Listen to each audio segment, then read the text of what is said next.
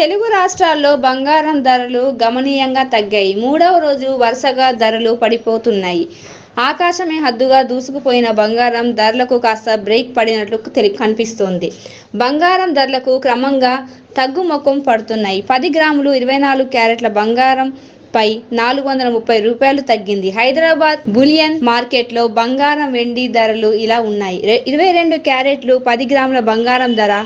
67,140 పలుకుతోంది. 24 క్యారెట్ల 10 గ్రాముల బంగారం ధర రూ. 73,240గా కొనసాగుతోంది. కిలో వెండి రూ.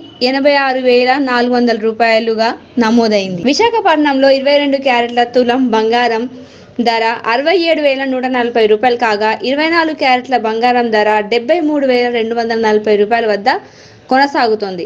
చెన్నైలో 22 క్యారెట్ల 10 గ్రాముల గోల్డ్ ధర రూ.